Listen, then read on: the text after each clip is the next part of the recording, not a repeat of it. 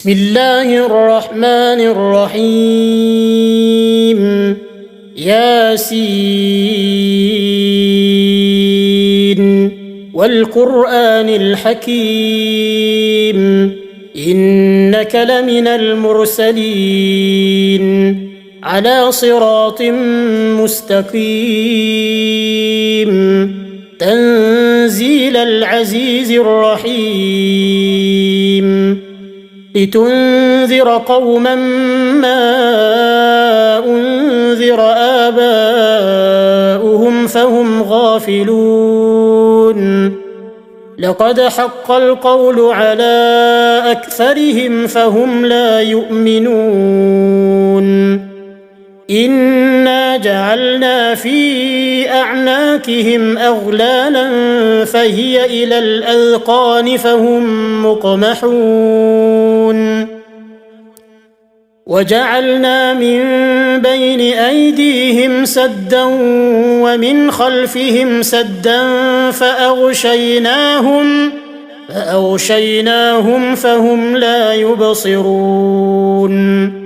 وسواء عليهم أأنذرتهم أم لم تنذرهم لا يؤمنون إنما تنذر من اتبع الذكر وخشي الرحمن بالغيب فبشره بمغفرة وأجر كريم إنا نحن نحيي الموتى ونكتب ما قدموا وآثارهم وكل شيء أحصيناه في إمام مبين واضرب لهم مثلا أصحاب القرية إذ جاءها المرسلون إذ أرسلنا إليهم 2 فكذبوهما فعززنا بثالث فقالوا إنا إليكم مرسلون قالوا ما أنتم إلا بشر مثلنا وما أنزل الرحمن من شيء إن أنتم إلا تكذبون قالوا ربنا يعلم إنا إليكم لمرسلون وما علينا إلا البلاغ المبين قالوا إنا تطيرنا بكم لئن لم تنتهوا لنرجمنكم وليمسنكم منا عذاب أليم قالوا طائركم معكم أئن ذكرتم بل أنتم قوم مسرفون وجاء من أقصى المدينة رجل يسعى قال يا قوم اتبعوا المرسلين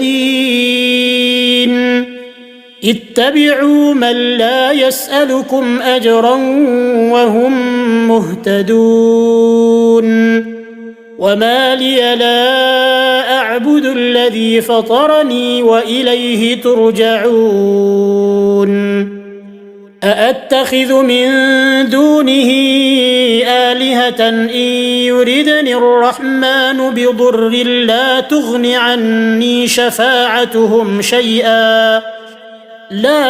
عني شفاعتهم شيئا ولا ينقذون إني إذا لفي ضلال مبين إني آمنت بربكم فاسمعون قيل ادخل الجنة قال يا ليت قومي يعلمون بما غفر لي ربي وجعلني من المكرمين وما أنزلنا على قومه من بعده من جند من السماء وما كنا منزلين إن كانت إلا صيحة واحدة فإذا هم خامدون يا حسرة على العباد ما يأتيهم من رسول إلا كانوا به يستهزئون ألم يروا كم أهلكنا قبلهم من القرون أنهم إليهم لا يرجعون وإن كل لما جميع لدينا محضرون وآية لهم الأرض الميتة أحييناها وأخرجنا منها حبا فمنه يأكلون وجعلنا فيها جنات من نخيل وأعناب وفجرنا فيها من العيون ليأكلوا من ثمره وما عملته أيديهم أفلا يشكرون سبحان الذي خلق الأزواج كلها مما تنبت الأرض ومن أنفسهم ومما لا يعلمون وآية لهم الليل نسلخ منه النهار فإذا هم مظلمون والشمس تجري لمستقر لها ذلك تقدير العزيز العليم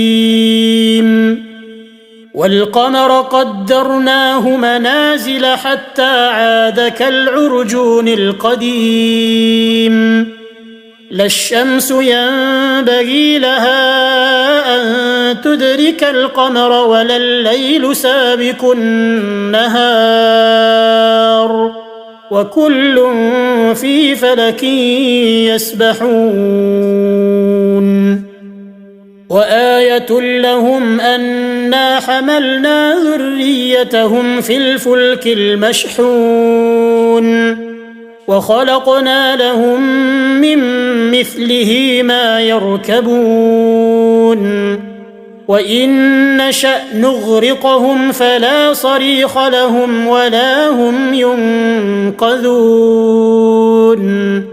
إلا رحمة منا ومتاعا إلى حين وإذا قيل لهم اتقوا ما بين أيديكم وما خلفكم لعلكم ترحمون وما تأتيهم من آية من آيات ربهم إلا كانوا عنها معرضين وإذا قيل لهم أنفقوا مما رزقكم الله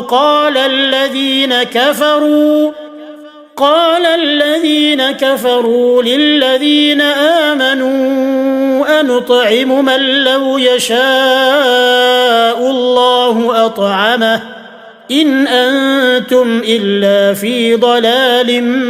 مبين ويقولون متى هذا الوعد إن كنتم صادقين ما ينظرون إلا صيحة واحدة تأخذهم وهم يخصمون فلا يستطيعون توصية ولا إلى أهلهم يرجعون ونفخ في الصور فإذا هم من الأجداث إلى ربهم ينسلون قالوا يا ويلنا من بعثنا من مرقدنا هذا ما وعد الرحمن وصدق المرسلون إن كانت إلا صيحة واحدة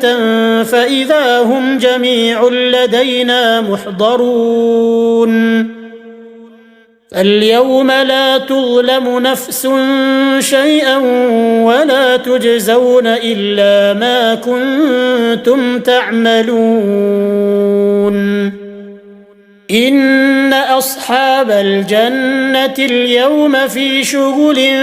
فاكهون هم وأزواجهم في ظلال على الأرائك متكئون لهم فيها فاكهة ولهم ما يدعون سلام